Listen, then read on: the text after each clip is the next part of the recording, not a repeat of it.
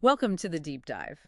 We've got a stack of material in front of us today, all about navigating the UK letting process, specifically when you're renting a property through an agency. Yeah, it's something so many people go through. And these sources, they look pretty comprehensive, like a main guide on the tenant journey, plus other bits on fees, maintenance, that sort of thing. Exactly. So our mission here is to pull out the really crucial stuff from these guides. We want to walk you through the whole thing, from finding a place right through to moving out. And clarify who does what, the tenant, landlord, agent, highlighting the key points at each stage.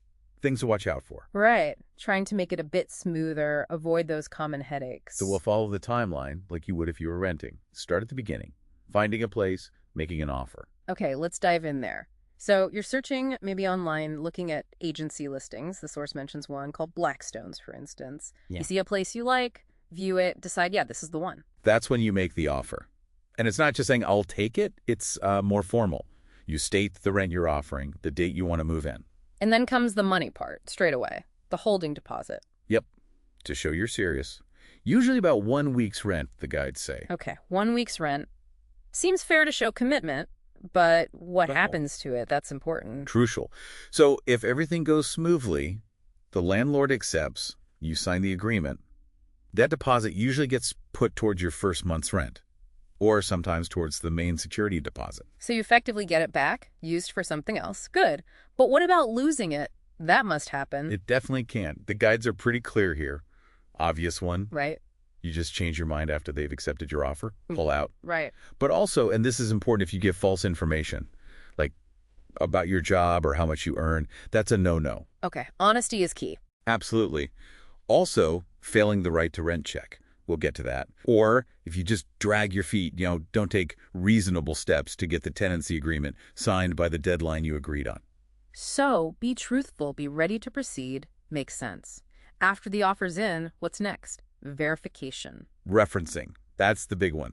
The agency checks you out for the landlord. Basically, can you afford it? Are you likely to be a decent tenant? And how do they do that? What checks are involved? It's usually a few things. Checking your income, your employment status. They'll want references from previous landlords if you have them. And credit checks, looking at your financial background. What if, say, your income's a bit low, or you're a student, maybe you don't have a long work history? A very common scenario. That's where a guarantor often comes in. If the referencing flags you as maybe not quite meeting the affordability criteria alone, the landlord might say, okay, but we need a guarantor. And that's someone who backs you up financially. Exactly. Usually a family member or someone similar. They sign an agreement saying they'll pay the rent or cover damages if you can't or don't. They're basically guaranteeing your responsibilities. So they're on the hook, too. Pretty much. And importantly, the guarantor has to be referenced as well. The agency needs to check they can afford to cover things if needed. Okay, so referencing for you, maybe a guarantor, too. And you mentioned right-to-rent checks earlier. Yes, this isn't optional. It's a legal requirement in the UK. Before any tenancy starts, the agent or landlord must check you have the legal right to rent here. How do they do that? By checking original ID documents, passports, visas, that kind of thing, verifying your identity and immigration status. It's mandatory. Got it. So looking back at this first bit, finding, offering, referencing, checks, what are the potential tripwires the sources highlight? Well, losing that holding deposit is a big one, obviously. If things go wrong with your info or you back out, then just struggling to pass referencing. Yeah. That can stop things or mean you suddenly need to find a guarantor, which isn't always easy. And delays. Just waiting for people to respond, old landlords, employers. It can slow the whole process down. So being organized with your own stuff helps. Good advice. Okay, so let's say you've navigated all that. Offer accepted, referencing passed, right to rent sorted. You're gearing up to move in. What's the absolute key document now?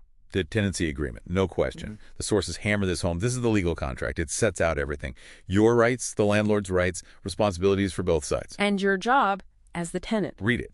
Like, really read it. Before you sign anything, understand the fixed term length. Is it 6 months, 12 months? Know the rent amount, when it's due. All the rules, too. All the rules. Clauses about pets, guests, making alterations, ending the tenancy early, perhaps. Yeah. If anything's unclear, especially the legal jargon, the guides strongly suggest getting advice. Because once you sign... You're bound by it. Totally. It's legally binding. Okay, read the contract carefully. Got it. What about the other big money item, the security deposit? Right. This is the larger deposit held against, well, potential problems later. Damage beyond fair wear and tear or unpaid rent. Usually 5 weeks' rent, the sources say. 5 weeks. And where does that money sit? Does the agent just keep it? No, absolutely not. And this is a massive protection for tenants. By law, that deposit must be protected in a government-approved scheme, a tenancy deposit scheme, or DPS. Okay. You have to be told which scheme it's in, given the details. It keeps the money safe. It means there's a free dispute resolution service if you disagree about deductions at the end. Really important. That protection sounds vital. What about the state of the place itself when you move in? How's that documented? That's the inventory and schedule of condition. Basically, a detailed report, sometimes with photos. It lists everything in the property and describes its condition right before you get the keys.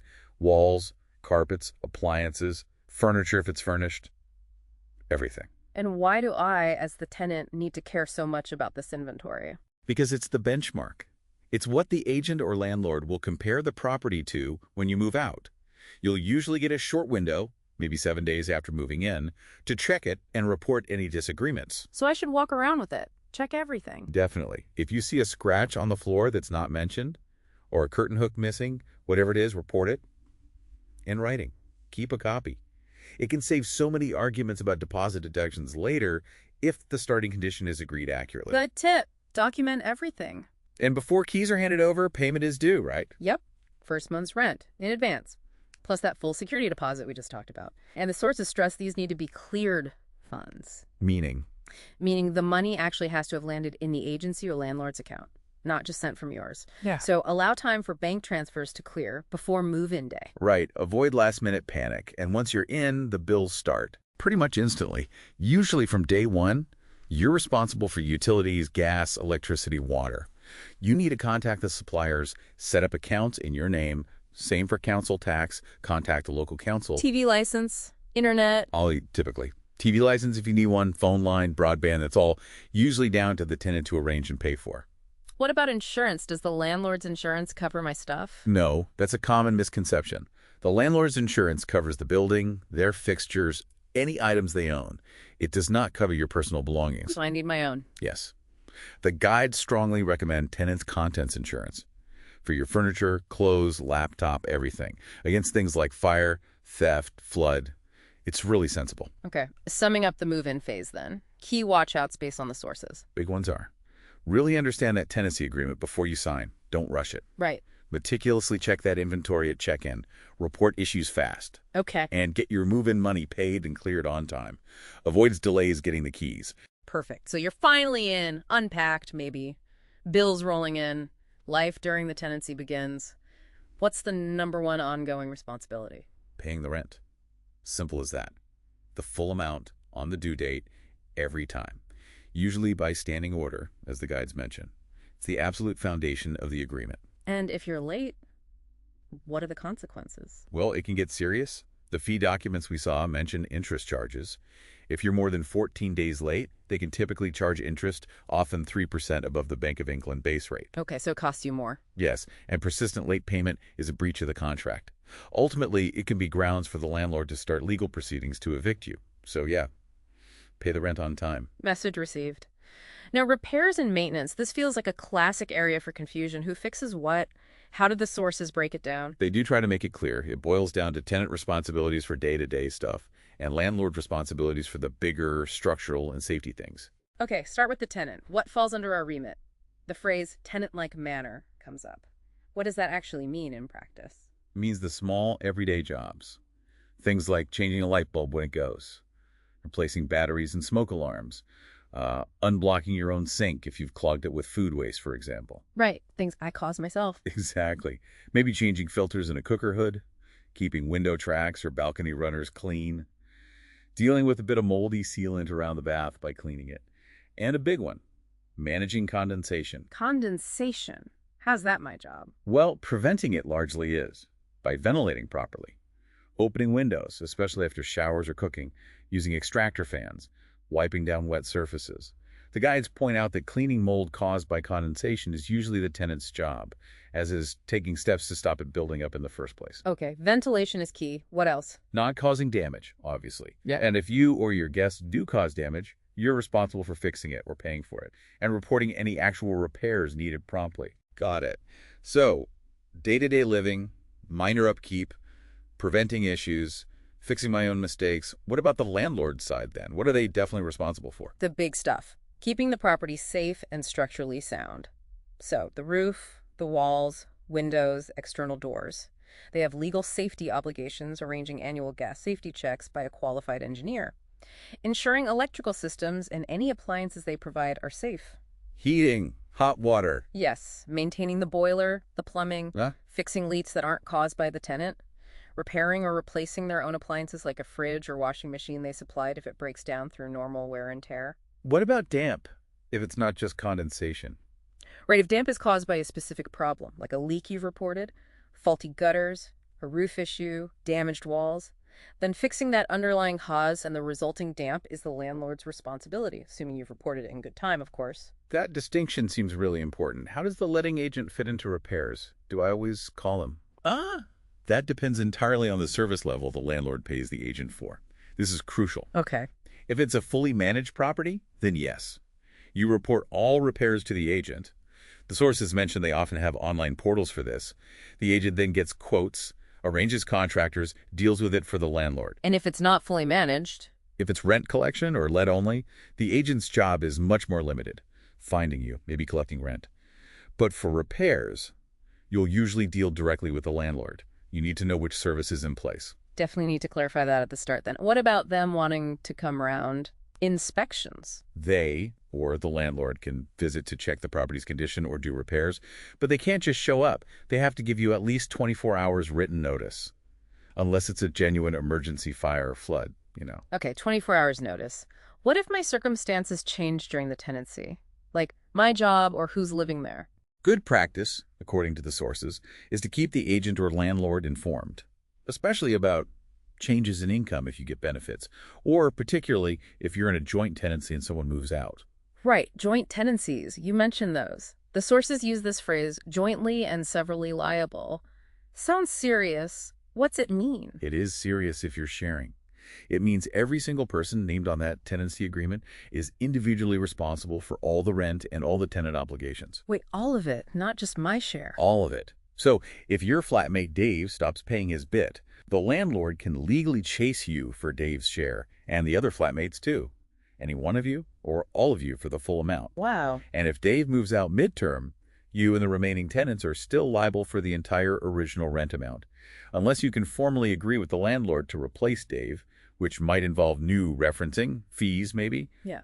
And the landlord doesn't have to agree. That's huge for sharers. Really need to trust who you rent with. So during the tenancy, potential issues flagged are Disputes over repairs, who should fix what. Delays getting important things fixed. Problems with damp or mold, especially if communication or prevention isn't great. And, yeah, all the potential fallout from joint tenancies if one person doesn't pull their weight or leaves. Okay. Let's fast forward. Tenancy's ending. Time to move out. What are my main jobs as the tenant? Your main goal is to leave the property in the same condition it was in at the start, minus fair wear and tear, and clean.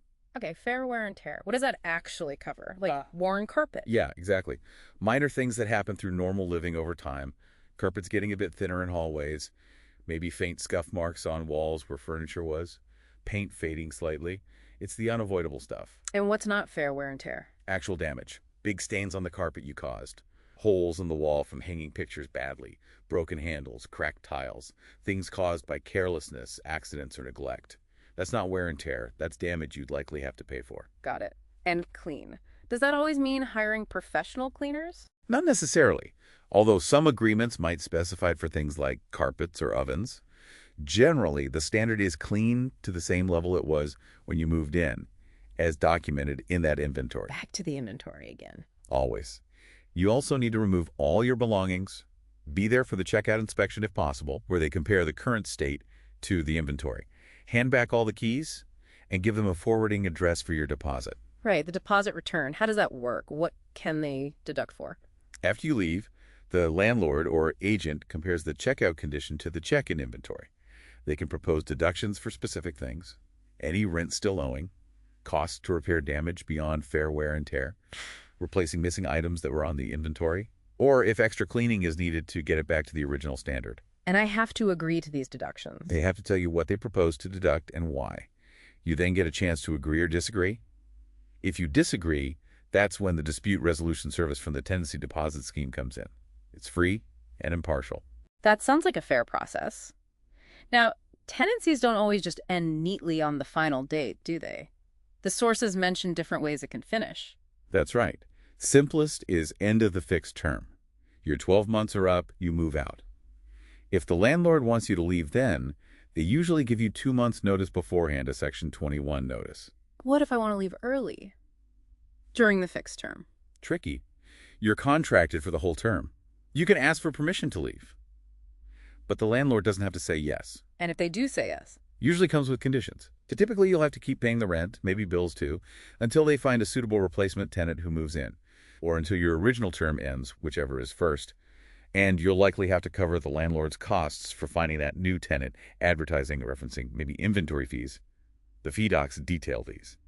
So, potentially expensive to break the contract. What if the landlord wants me out early? During the fixed term. Only really possible if there's a break clause in the agreement or if you've seriously breached the contract. Major rent arrears, antisocial behavior, significant damage. They can't just kick you out. They have to use a specific legal process, usually starting with a Section 8 notice stating the reason, and potentially go to court if you don't leave. Okay, needs proper grounds. What's this break clause? It's a term sometimes put in the agreement that allows either the tenant or landlord, or both, to end the tenancy early, but only after a certain period, say 6 months, and by giving specific notice, say 2 months. You have to follow the wording of the clause exactly for it to be valid. Got it. What if the fixed term ends and I just stay and keep paying rent? If no new agreement is signed, and neither side has given notice, it usually automatically becomes a periodic tenancy, basically a rolling contract, often month to month if you pay rent monthly. And ending that is different. Yes. As the tenant on a periodic tenancy, you typically need to give at least 1 month's written notice, and it usually has to end on the day your rent period ends. If the landlord wants you to leave a periodic tenancy, they usually need to give you 2 months' notice. Again, typically via a Section 21. Can't we just agree to end it anytime? Absolutely. Mutual agreement is always an option. If you and the landlord both agree to end the tenancy early on whatever terms you settle on, just make sure it's put clearly in writing and signed by both of you. And renewing, what happens then? Often, the agent will get in touch before the fixed term ends. See if you and the landlord both want to renew for another fixed term. If yes, you sign a new agreement. Rent might increase at this point. There could be fees, especially for the landlord. Tenant renewal fees are less common now since the 2019 fee ban, but check your specific situation. So ending the tenancy has its own set of potential pitfalls, too. Definitely. The sources flag deposit disputes as common, not giving the right notice period or end date, misunderstandings about when a landlord can ask you to leave, and the costs if you need to break a fixed-term contract. Okay, that's covered the whole journey. To pull it all together, let's just quickly recap those key roles again based on the guides. Tenant first. Okay.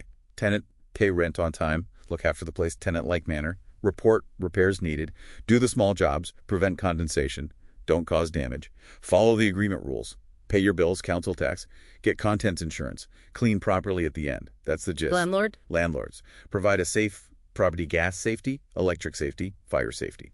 Do the big repair structure, boiler, plumbing, wiring. Fix or replace their appliances if they fail due to wear and tear. Protect the deposit correctly. Give proper legal notice. Provide EPC. Fix damp from structural issues if reported. And the agent, like the Blackstone's example. The agent's role hinges on that service level. Let only, rent collection, or fully managed. But generally, they find tenants, do checks, referencing right to rent, prepare the agreement, handle move-in out inventory. If rent collection are fully managed, they collect rent. If fully managed, they're your main contact for repairs and inspections. They should follow the law and codes of practice being in a redress scheme like the property ombudsman is key, which the source mentioned for Blackstone's. That service level point really does seem critical. It defines your main point of contact for so much. Really important to know. Right. Okay, wrapping up this deep dive then, what are the absolute must-remember takeaways for you, our listener? Number 1, your tenancy agreement is king. Read it, understand it, refer to it. It governs everything. And know who does what. Yes. Understand that agency service level. Who do you actually talk to about repairs or rent? It makes a huge difference. Communication. Be clear, be polite, be prompt, and keep records. Emails, letters, notes of calls, your evidence trail if things go wrong. Hugely important. Know the rules. Yep. Get familiar with your agreement, the basics of tenancy law. It empowers you. Knowing your rights and responsibilities. Because it's meant to be fair, isn't it? Exactly.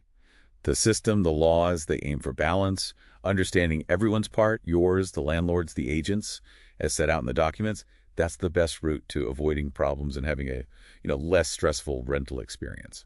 Well, that was a really thorough run-through of the UK letting process via an agency. We've unpacked the journey, clarified the roles, flagged the key points. Hopefully that gives you a much stronger footing to navigate it all. And maybe he leaves you mulling over this, thinking about what we've drawn from these sources.